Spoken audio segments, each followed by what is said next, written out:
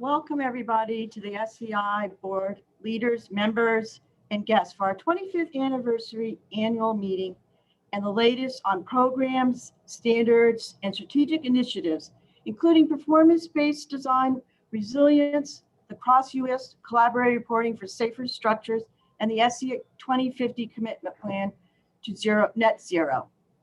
I want to invite you to ask questions via the chat today during all of these presentations. There'll be time for Joe to answer questions of both of our three guests later. Participate in the 25th anniversary quiz that we have for a chance to win prizes, including a copy of the upcoming ASCE 722 publication to be released at the end of the year. The trivia survey has just been announced, so please participate in that. We have two prize drawings at the end of the meeting. One is going to be a SEI swag, a tie, a scarf, or a shirt, and we also have the ASCE 720 publication. So this survey will be open for 10 minutes. Now I'd like to introduce our current president, SEI, from SEI, Joe DiPapio. This is Joe's annual meeting, and unfortunately we would want it to be in person, but again, we're doing our virtual presentation, which Joe has become an expert at. So Joe is president of Structural Workshop, located in blank, because that's one of the questions I just realized, providing services in building design, foundation and earth retaining structures, inspections, forensic engineering, and facilities management. Joe enjoys unique solutions to difficult problems and innovation in business of engineering. He is past chair of the SEI Business Practice Committee and the SEI Business Professional Activities Division, XCOM, and former chair of that XCOM. He serves on the board of trustees of his alma mater, Stevens Institute of Technology, where he earned a bachelor's of science and master's degree in civil engineering. So Joe, welcome, and to all of our participants and SEI members, go ahead and start our annual meeting. Okay, thank you, Laura. You can hear me and see the screen, okay?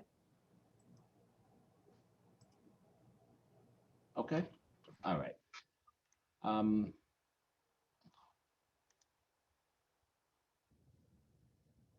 Okay, thank you, Laura.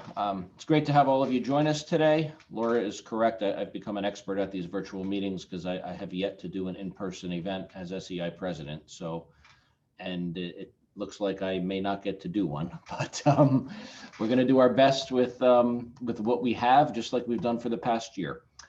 The past year has held significant challenges and opportunities for us to press on in fresh ways and to lead and innovate. From canceled in-person events, SEI pivoted to engage our global community with live online learning and connection, and continues to bring you the best new opportunities to excel in structural engineering. For any newcomers among us, SEI is a dynamic community. It's your institute at ASCE, involving buildings, bridges, non-building structures, practicing engineers, students, research scientists, academics, technologists, material suppliers, contractors, and owners. And that was a mouthful, but you know, that just shows you the breadth that we do have. SEI advances our members' careers, it stimulates technological innovation, and improves professional practice. Nearly all SEI members are also ASCE members who also receive the benefits of both SEI and ASCE. If you're not yet a member, I invite you to join to advance your career through lifelong networking and learning. Make sure to select SEI as your free institute with your ASCE membership. Student membership is free. The photo that's on the screen right now is one of our last in-person meetings in Reston, Virginia. This was the beginning of fiscal year 2020, right before things went a little haywire. So. Okay, we're going to go through my part of the meeting. We're going to go through some slides that just talk a little bit about SEI and what we're doing and what we've done the past year and things we have going on. So we're going to work our way through all those. Then we have some guest speakers. This is the rough, very high level structure of SEI. We advance the profession through our divisions, committees, and chapters, and we produce programs, publications, conferences, and continuing education to serve the members. There are 2 reps from each division that serve on the SEI board, along with an ASCE representative. And starting in fiscal year 2022, there'll be a young member governor on the board. And we just had a board meeting prior to this and voted on the person that will be taking that role on. The current officers, besides myself as president, are Glenn Bell as past president, Victor Van Santen as president-elect, Randy Bernhardt as treasurer, and SEI Managing Director Laura Champion is the secretary. We are one of 9 institutes of ASCE. There are some new initiatives that the SEI board has been working on for the remainder of the year and into 2022, creating a leadership academy targeting our younger members and continuing education programs for practicing engineers on changes to ASCE 722. Okay. I encourage all of you to get involved in an SEI volunteer effort in your area of expertise or interest or your local area. It's a great way to advance the profession and increase networking and learning. My own path was through the SEI Business Practices Committee. There's lots of opportunities to volunteer. You'll hear about other key initiatives, and don't hesitate to ask questions about getting involved. It certainly can many ways to help your career. By giving back a little bit, you'll get just as much and probably a lot more back. Another way to make the most out of your membership is through getting involved in your local SEI chapter. The local SEI chapters and graduate student chapters serve member technical and professional needs through events, field visits, construction tours, scholarships, K through 12 outreach. Just a few examples. Graduate student chapters engage students enhancing education and transition to practicing professionals from undergraduate to their first job. Thank you to all the SEI chapters that have adapted in the last year to offer creative events and learning virtually. I know I've done a few meet and greets and sessions and talks with some of the chapters. So, and I know Glenn prior to me had done that, and he had started his term doing some of those in person and had to pivot to remote. But the chapters have done their best to keep events and programming for their members. I'd also like to thank the many committee volunteers for their hard work and dedication to produce industry standards. These documents, so some of the documents we produce, as you know, are the industry standard. With a generous grant from the Charles Pankow Foundation, SEI, along with ASCE and the Pankow Foundation, last fall released performance-based structural fire design, in which the chapter on tall buildings was honored with the 2021 People's Innovation Award at the Council on Tall Buildings and Urban Habitat's annual award meeting in May. This publication, along with the previously released joint ASCE, SEI, and Pankow Foundation pre-standard for performance-based wind design, are available free at ascelibrary.org. Look for ASCE SEI 722 in mid-December, and good luck on winning a copy during the prize giveaway. I'd also like to thank the many committees and volunteers that produced SEI Publications and 3 journals this past year. These are valuable resources for professional learning and practice. Here's a sampling of a few of the publications. I'll leave them up on the screen for a minute, but we're not going to go through them in detail.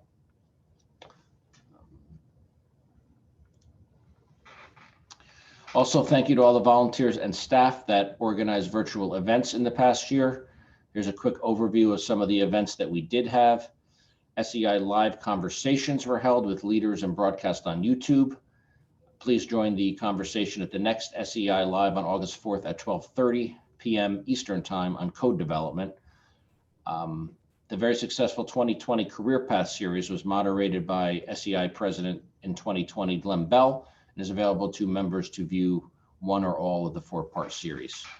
The SEI Local Activities Division hosted a successful SEI Local Leaders Conference and training virtually last fall. SEI Standard Series are live sessions with developers on new standards and synopsis of technical changes with live Q&A chat with the presenters. The next session is tomorrow, July 15th, on athletic field lighting. And SEI just held its first Structures Virtual Congress, June 2nd to 4th.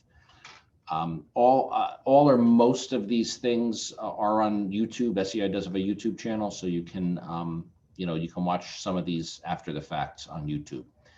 SEI is continuing to explore ways to enhance programs and committee work via virtual programs this year and in the future. We're currently planning 2 in-person conferences for 2022. Yes, you heard me correctly. I said in person. The Structures Congress, April 20th to 23rd in Atlanta, and the ETS, which is Electrical Transmission and Substation Structures Conference, October 2nd to 6th in Orlando, Florida.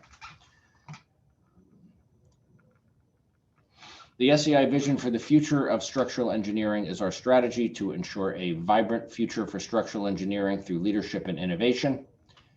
The vision has been a joint effort in collaboration with CASE and NCSEA since 2019. SEI also collaborates with many allied organizations, including ACI, AISC, ATC, CTBUH, IABSE, iStruct-E, ICC, NCESS, and many more. I don't know what happened here on the screen here. Hold on, let me.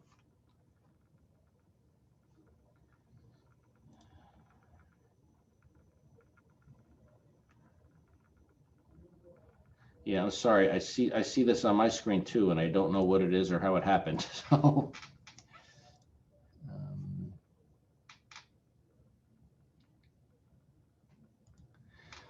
Okay, if anyone knows what's going on with this and can fix it, let me know. Otherwise, I'm just gonna, oh, hold on. We did have a suggestion here. Clear. Okay, hold on. Let me try one thing, then I'm gonna get back to it. There we go. Okay, thank you.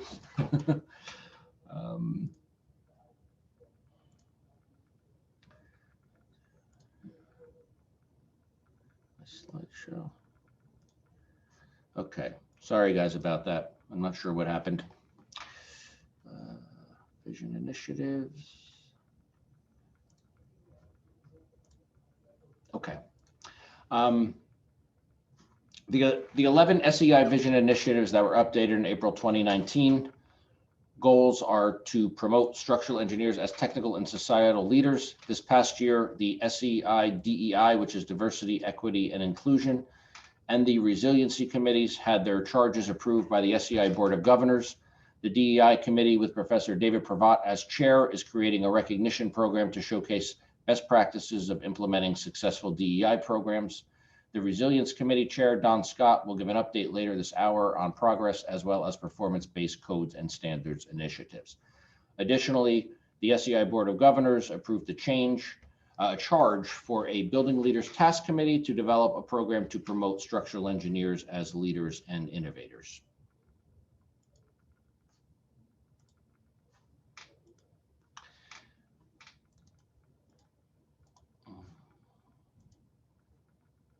So I can't, the slides are not advancing now. Bear with me for a second here.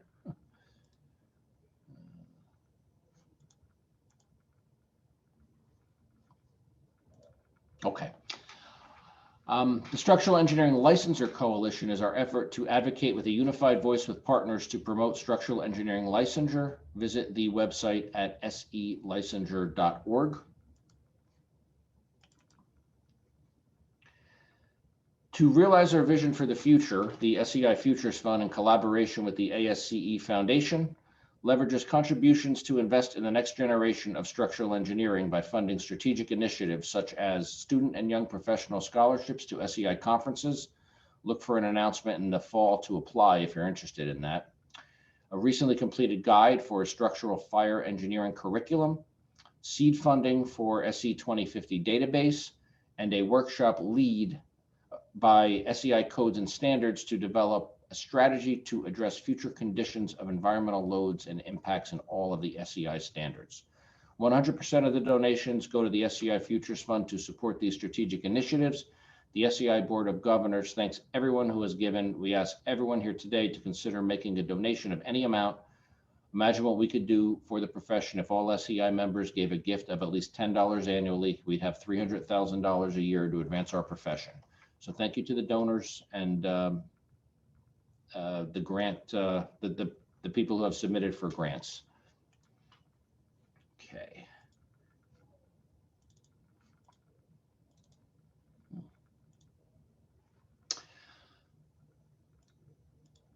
The SEI Fellow grade of membership recognizes accomplished SEI members as leaders and mentors in the structural engineering profession.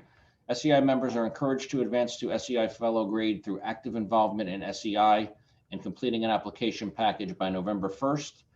Requirements include that you must be a licensed PE or SE with 10 years of responsible charge. SEI and ASCE Structural Award winners for 2021 will be celebrated with their peers at the in-person event at the 2022 Structures Congress next April in Atlanta. Congratulations to all these award winners, and I'd like to wish a special congratulations to our director, Laura Champion, who is on here and is in the class of 2021 fellows. Congratulations, Laura.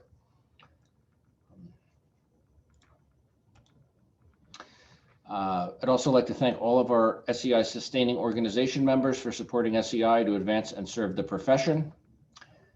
They're listed on the screen here, including my friend Steve Boswell, who I talked into this.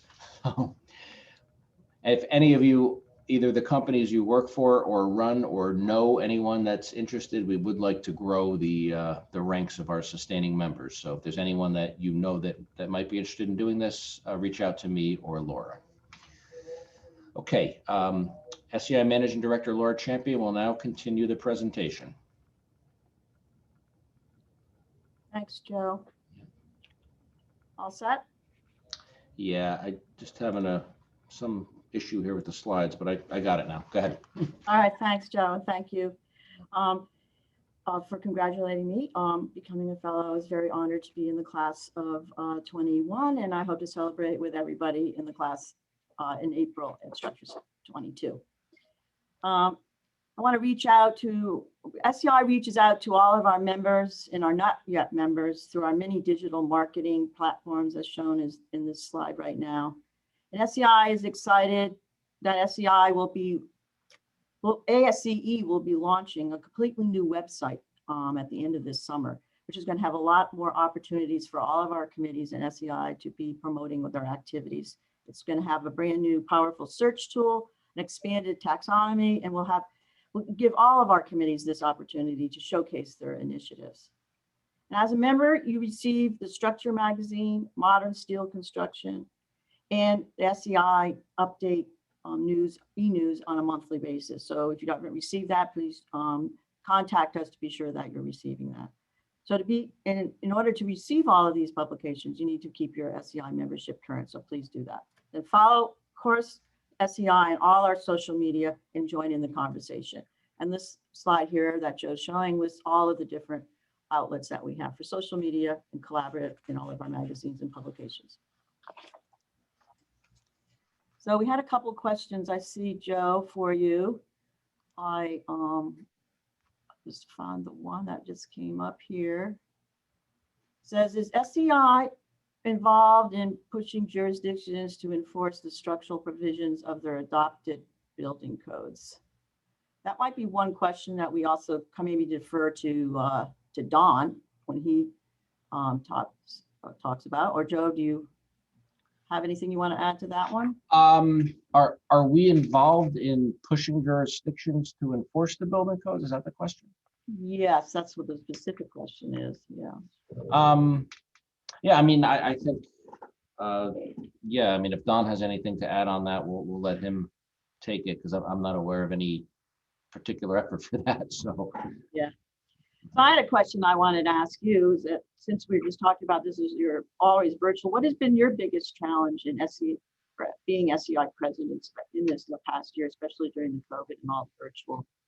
Yeah, well, it's been a interesting time to do it for several reasons.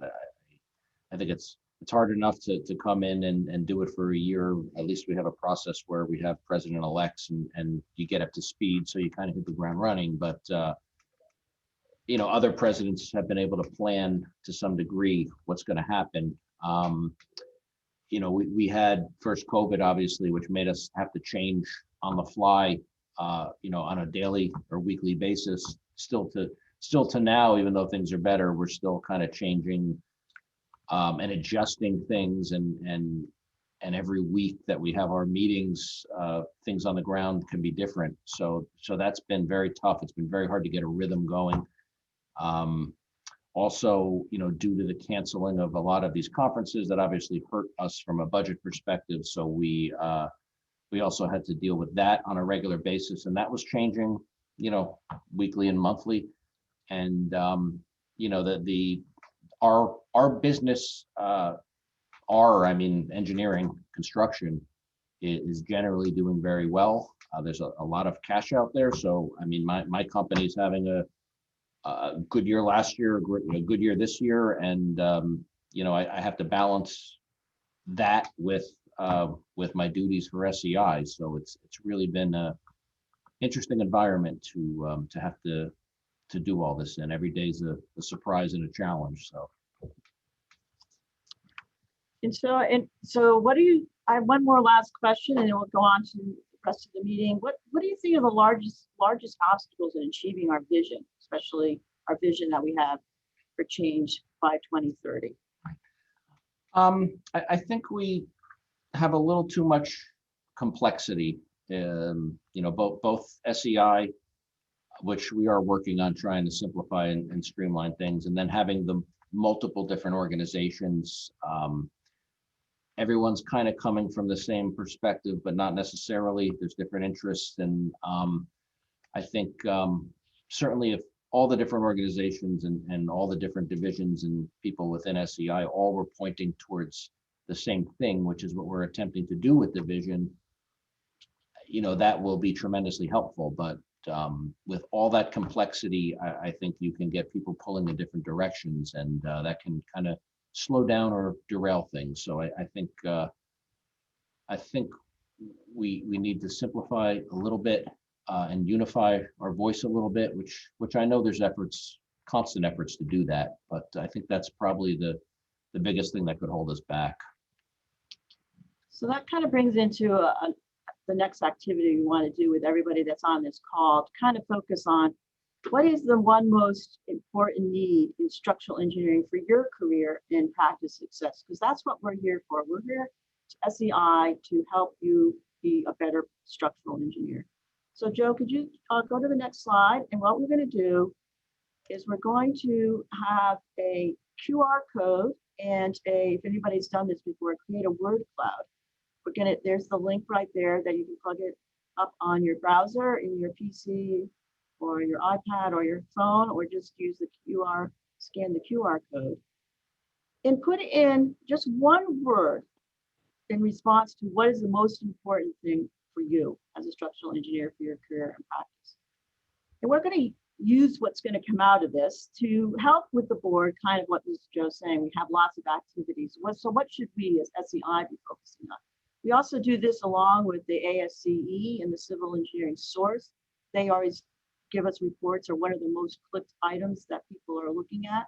We also did a poll recently when we had the joint town hall with CASE, NCSEA, and SEI, and they also had a poll on which are the things that they thought the members attending at that meeting were the most important things that the joint group should be focusing on. This is something we want to know what you think that's most important to you that you want SEI to be focused on. So put your word in. If there's any questions about it, put it in, or any issues with it, put it in the chat. Brittany, I assume people are populating the word cloud. Yeah, if you go to the next slide, you should actually be able to see it. We've got quite a few answers coming in already. Okay, there we go. So what happens if everybody has familiar with the word cloud? If everybody puts in a certain word, it'll just pop up better. And so that would be something we were focused on. We're experimenting with this, so bear with us. It's the first time we're trying this on personally at a virtual live meeting too. So we thought that this would be a good way to get some feedback from the people that actually attended the meeting here today. So I'll give it a few more minutes and we'll see. Oh, look at this. This is great. I've done this before at a couple other virtual meetings. I always find it's a lot of fun to do, and it's also gives you some good direction. So right now we have mentorship, better, I guess, communication. I don't know. I guess we have to decipher exactly what that means, but mentorship is something that we can do. Training, definitely. Diversity, do that. So type in your one word, and then it will give it one more minute. And then we'll have I'll hand it back to Joe, who's going to introduce our speakers. Let me just check in the chat, see if there's any other last minute questions.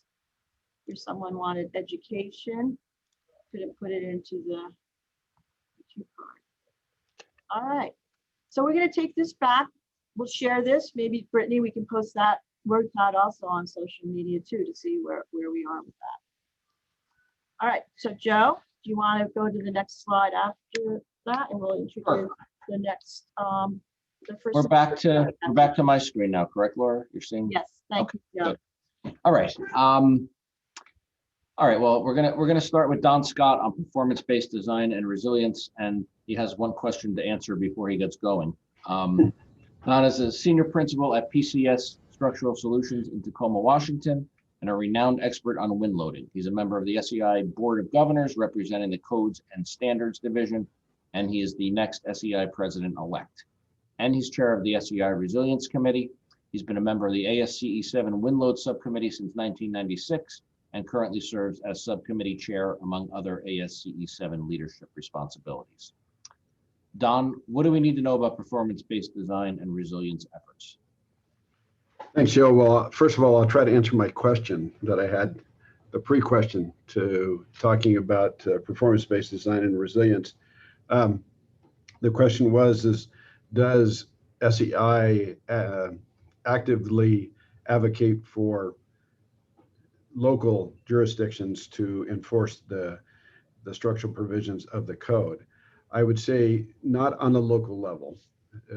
SEI does do, of course, develops all the codes and standards that are used within the code, the structural code for loading, and then goes to the code hearings, the ICC code hearings, to promote those adoption and inclusion within the building codes.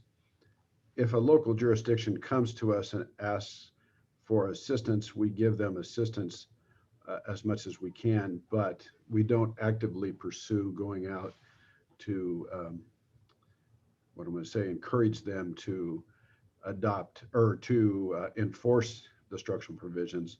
We just make sure that the structural provisions are available to them in the building code. So now on to performance-based design and resilience, two very different topics. Of course, performance-based design for seismic has been used for about 20 years. And so it is becoming somewhat mature in the procedures that are used for performance-based design of buildings. But we're now adopting that. We're seeing some advantages to using performance-based design. I'll explain those in a second. And we're adopting those with performance-based wind design, the standard or the pre-standard that was written by SEI and with funding from the PanCal Foundation and produced in 2019. As Joe mentioned earlier, that's free for download to be used. And it is starting to be used on building structures here in the United States and actually across the world. They are using that to do the design of buildings and test it out. So that will hopefully become a standard here in the near future, but right now it's still in a pre-standard form. And then, as Joe also mentioned, performance-based structural fire design, the example problems. It's been performance-based structural fire design has been within ASCE 7 in the appendix for 10 or 15 years now, at least 2 cycles that I know of, but it hasn't really been adopted within the United States. And this is there to help bring that out of the appendix and into practice on buildings and structures. And that, as Joe mentioned, it received their award from the Tall Buildings Council because of its influence and the cost savings that it will give in performance-based design. And one thing I just wanted to mention, a board level committee was looked at a couple of years ago. I worked on performance-based design, and I wanted to quote one thing out of their document. It says, performance-based design principles will benefit society, the construction industry, when applied to the design of structures. Using the PBD process for the development of the performance objectives will improve the clarity of design requirements, quality of the building, innovation, and communication with the owners and the public. I want to stress, performance-based design is not for all structures. However, the process that was described can be likely applied to buildings and structures that are critical to the community and to individual owners, have unique or unusual structural systems, and incorporate novel materials and design approaches, or advance resilience, sustainability, robustness, and conservation in the built environment. So it kind of ties together the two topics that I was giving, because you can use performance-based design to enhance the resilience of your project. Now, resilience really is a new buzzword that's within the industry, and it's been included in the ASCE Code of Ethics in the preamble, which notes engineers govern their professional careers on the following fundamental principles to create safe, resilient, and sustainable infrastructure. So it's there, but there's not a lot of guidance given to how to provide a resilient building. And so that's what the SEI Resilience Committee has been formed to do, to help give some instructions and give some guidelines that will work and to promote resilience within our industry. Most of the work that has been done on resilience has been done on a community level. And we're trying to take that, the Resilience Committee is trying to take that from a community level down to the individual project that we as structural engineers work on all the time. But we do, as structural engineers, have a responsibility to protect the cities and the communities that we live in from a vast variety of disasters, and aim to continually improve our communities. As natural disasters become more frequent and larger in magnitude, and I should have said natural or man-made disasters become more frequent or larger in magnitude, cities observe the capacity of their infrastructure and their ability to recover firsthand. These resilient strategies will have a direct impact on the structural engineer's work and the direction that we're going to need to take in the development of our building codes. So as we work on these two different principles together, we will be able to adjust and give direction or guidance to the profession that will allow them to meet the responsibilities that we're going to have here in the future, based upon what is occurring now in the Code of Ethics that was given, as well as in the cities that we're working in, or communities that we're working in. And with that, Joe, hopefully I've stayed within my time frame, and we will turn the time back to you. Okay, thanks, Don. Yeah, no, we're good. We're good on time. Okay, next, we'll hear from Andy Herman on Cross US. Andy is past president of ASCE and SEI, partner emeritus of Hardesty in Hanover, and a specialist on fixed and movable bridges. Andy is director of collaborative reporting for Safer Structures US, that's Cross US, and chair of ASCE's report card for America's Infrastructure Advisory Committee in 2009. An advocate for improving our nation's infrastructure, he has testified several times before Congress. Andy, please update us on the latest from Cross US. Thank you, Joe. For those of you who are not familiar, CROSS is a system for sharing information on structural failures, incidents, and general safety concerns with the goal of learning lessons and improving practice. Basically, it's a way for engineers to learn from other people's mistakes rather than their own. It's a system that was started in the UK in 2005 and has been highly effective there. We started a US CROSS unit in 2019 as part of SEI. The acronym CROSS originally stood for Confidential Reporting on Structural Safety. Earlier this year, we went through a refresh and a rebrand, and CROSS now stands for Collaborative Reporting for Safer Structures. The system works through a dedicated website and database. Through this, anyone with knowledge of a structural failure, incident, or near miss may confidentially submit a report on it into the CROSS system. Only the two cross-designated persons, now Glenn Bell and me, may access that report and will first check the report's veracity and then anonymize it by removing the name and contact information of the reporter and any material that might allow the project or any of its participants to be identified. Cross US has an expert panel composed of about a dozen experienced and respected experts in structural and forensic engineering, as well as related professionals in the AEC industry. We send each anonymized report to the expert panel for commentary and lessons learned. The expert panel's analysis and recommendations are compiled and added to the anonymized report, which, after careful checking and approval, is posted to CROSS's website. Use of the CROSS website and database is open and free for all. Presently, there are CROSS entities in the UK, South Africa, Australasia, and the US.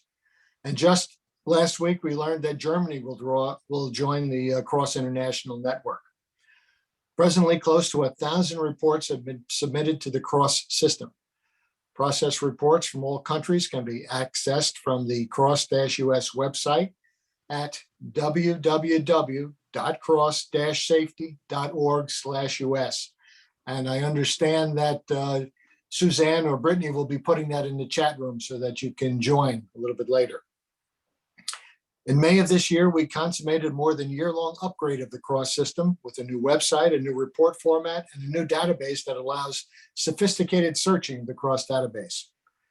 The new report format includes targeted recommendations for the various stakeholders in the AEC industry, such as engineers, architects, contractors, owners, and standards developing organizations. We now have a regular flow of CROSS reports and will be expanding content on our website to include other resources on failures and improving structural safety. CROSS is overseen by an ex-com that reports to the SEI Board of Governors. CROSS relies heavily on excellent support from SEI and ASCE staff. So how can you get involved and help? Well, go to that CROSS website and subscribe for email alerts that will inform you when new materials are posted on the CROSS website.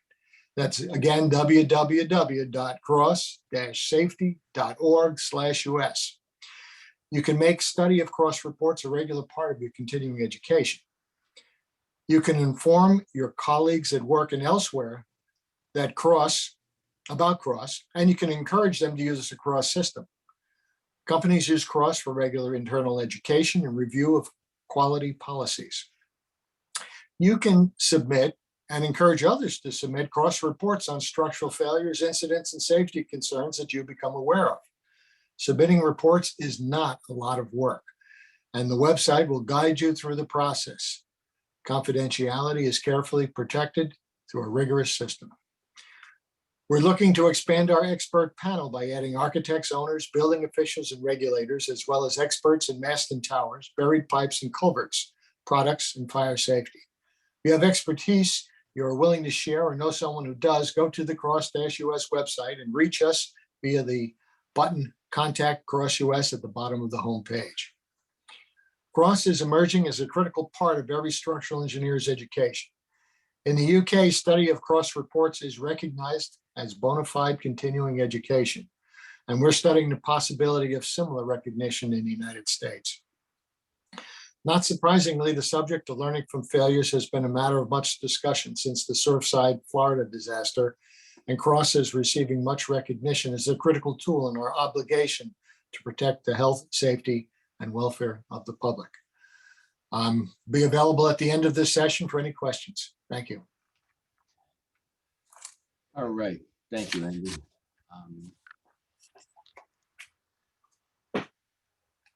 Okay. All right, next, final in our lineup is Mike Grinick on SE 2050, committing to net zero. Mike is an associate at Le Mesurier in Boston, where he also leads the firm's sustainability practice. He currently serves on the steering committee of Sustainability Committee and Resilience Committee, and currently serves as chair of the SEI 2050 Commitment Program. Mike, please give us an update on the SE 2050 committing to net zero. Great, thanks for that introduction, Joe. Happy to be here to give an update on SE 2050. SE 2050 is a new program named the Structural Engineers 2050 Commitment Program, formally launched by SEI in November of last year. The program was developed in response to the SE 2050 challenge issued by the Carbon Leadership Forum, which challenges the structural engineering profession to find ways to achieve net zero embodied carbon structural systems by 2050. There are several carbon policies in place or in development that you may have heard about around the country that align to a certain extent with the goals of SE 2050. So we're preparing the structural engineering profession for that eventuality.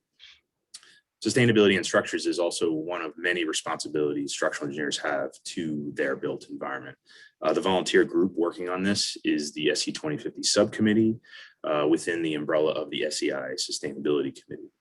I should tell you that our vision for the profession is to achieve the capacity to design net zero embodied carbon structures and frankly be recognized for our collaborative and firm-wide approach of the planning and implementing and sharing of this effort. The program is set up for firms and not individuals, the goal being for broadest impact. And we are asking structural engineering firms or firms with structural engineering divisions to commit to the program and require a firm executive to sign the initial letter of commitment to join.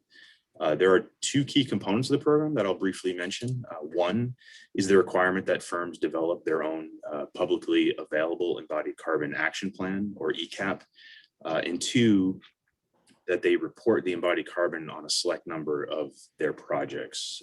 The ECAPs outline a firm's approach to educating their firm on embodied carbon, how they plan to measure it, and how they plan to implement reduction strategies, and how they will be professional advocates for all of the above. Our group looks at this program as a two-way street commitment. We are asking the firms to make the commitment, engage in the program requirements, but in return, we provide the profession several resources and support to ensure that they are successful in their efforts. Some of these include a simplified embodied carbon estimator, where a user can input basic structural material quantities and get an order of magnitude impact, as well as embodied carbon intensity diagrams for various framing schemes for educational purposes. I am very happy as of today, we now have 51 firms committed, 51 firms around the country, 49 in the country and one in Canada and one in New Zealand. With nearly 700 individuals subscribed to our monthly newsletter. So it's very exciting. Our website lists all of the firms, and you'll notice that we've even published some of the firms' embodied carbon action plan. So you can go in and take a look at what they're up to. I'll note in January, our group established a goal of 50 firms committed by the end of this year. So we have exceeded that goal by or passed that goal 5 months early, which is very exciting. So clearly we have a lot of interest and momentum in this. I'm also very excited to say that we are within weeks of launching our beta database of embodied carbon impacts, where firms will begin to upload project data. This is a beta version and supported by funding from the SEI Futures Fund. So I echo that call to action and donate to the SEI Futures Fund. We hope that our database will help paint a clearer picture of what the orders of magnitude are of the structural systems we design. And ultimately, we'd like to use this data to inform structural system averages and eventually realistic reduction targets. Such data is not collected and organized in our profession today. And frankly, we'd like to change that. And we have every intention to collaborate with other like-minded organizations on data assessment and sharing. I'd like to note too that we've developed a nice group of collaboration with organizations such as AIA, IStruct-E, NCSEA, CLF, and others. In fact, just yesterday, I gave a presentation on SE 2050 to the North Carolina chapter of NCSEA. And we've even had initial discussions with the AIA large firm roundtable on general SE 2050 language that could potentially be included in architects' proposals. And interestingly enough, a few of us were invited to a call with several MEP engineers who wanted to pick our brains on the development of SE 2050, since they are now considering an MEP 2040 program. So all good stuff. And I'll just wrap up here by talking briefly about next steps. Clearly launching the database is a priority. And as I said, that should be a few weeks from now. We have website updates consistent with the continuous development of the program. We certainly want to grow our signatory firm base. And you can help us by spreading the word and encouraging folks to visit our site. We have several presentations set up for September. We will be continuing to update our resources section on the website. And long-term, we'd like to find ways to include infrastructure in the program. So with that, I want to thank you for your time and kick it back over to Joe. All right, thank you, Mike.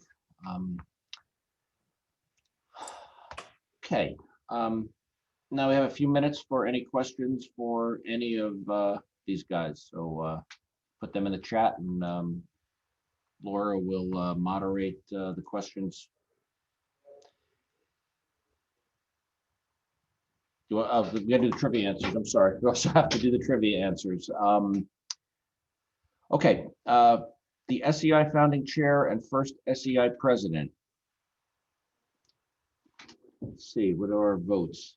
And yes, Dennis Tewksbury is correct. And I know you guys could probably have Googled that, so I don't know if that counts. But next, oh, this one's about me. I'm sorry. The great state of New Jersey, correct. And very well done for everyone for acknowledging the greatness of New Jersey.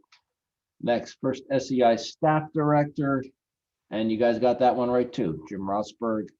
And what other ASCE institute shares the same anniversary?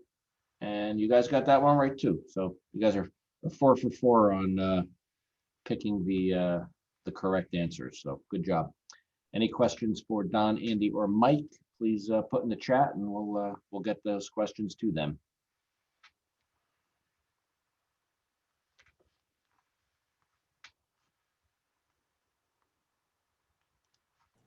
Joe, there's one in there under, you see SEI leaders. Question about what is your vision for the future of structural engineering in changing climate, say a century from now? Sure. I think Don and Mike might be the one to start with that one, right? and then Don has an yeah. answer for that too. Yeah.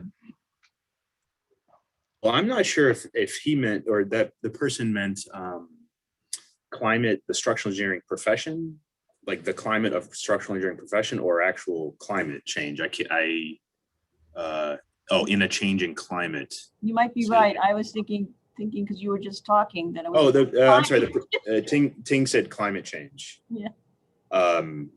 So I'm sorry. I apologize. So the question is, Well, that's a good question. It's a good question. You can answer the one I asked.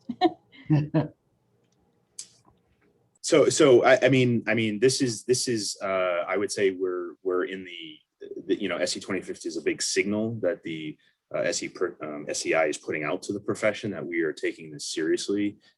There's growing interest, and we know that not just from a purely climate change standpoint and obligation to the built environment, but frankly, I'll speak from my firm. We have a lot of our newer engineers are very curious about this particular subject. It's a little bit more ingrained as they grew up and developed as in school and beyond. So I have to be honest, I don't really know what the future holds. I mean, we're in the early stages, and I think our first step right now is to understand the impact of our systems.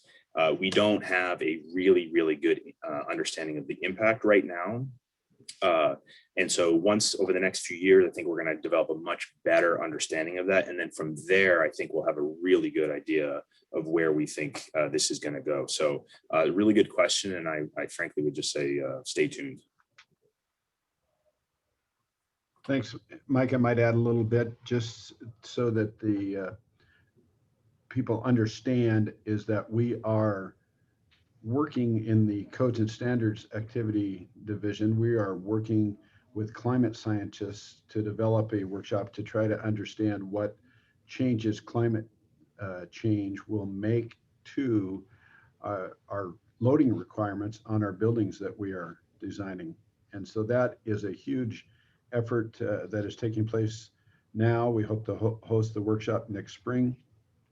The issue comes with, we work on individual buildings, and of course, climate scientists work on a scale that is, the full United States or this hemisphere type of scale.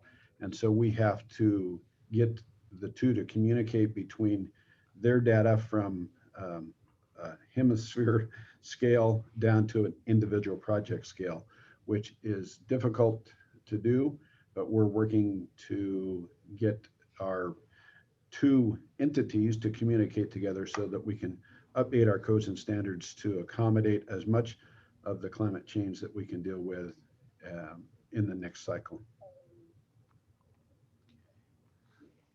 All right, thanks, Tom. We have another question here that kind of in the same vein. Is SE 2050 going to be collaborating with the Green Building Council to increase the lead points for best practices for sustainability from the structural engineering aspect? The short answer is yes. In fact, I was just typing up a response. I'll read it. Right now, you can get up to 4 points specific to embodied carbon through the material, the MR credit, and we have every intention to try to push that a bit further. And we have a number, one good thing about our subcommittee is that we have a lot of people that are integrated in a lot of the different organizations, and the USGBC is certainly one of them. And we've been sort of lobbying them, if you will. But I will admit it's a slow process and we have to have some patience, but we are making strides. Thanks, Mike. Okay, this is a interesting question that I'll just throw out there if anybody wants to take it. What is your opinion on AI development and application to structural engineering? Do you think AI will take over our jobs in 20 years? I think the first part of that question is an interesting one. Second one, who knows? But I don't know. Does anybody have thoughts on that? I mean, I haven't seen anything where there's an actual AI to make decisions for us. Certainly, there's all sorts of software, but you still need the human as of now. All right. Any other questions? Yeah, Joe, this is Don Scott. I would agree. I've just not seen anything that would do it within 20 years. Now, I'm not saying it won't occur sometime within the future, but there's been a lot of technology that I'm just going to use the example when I started on the ASCE 7 wind load subcommittee in 1996. The hot topic was computational fluid dynamics. It was going to take over and wind tunnels would be obsolete within the next 10 years. Well, I will tell you right now that the computational fluid dynamics is just not developed far enough to take out wind tunnels. It's getting better, but it can't replace those. So I think the same thing kind of goes with the artificial intelligence, where it's developing, but it's going to be a long time before it develops far enough to take over what we do on a day-to-day basis.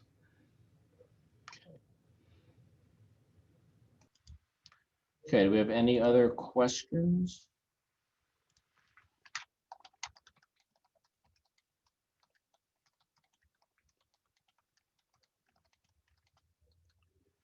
Okay. All right, I guess we're going to move on to announcing the prize winners.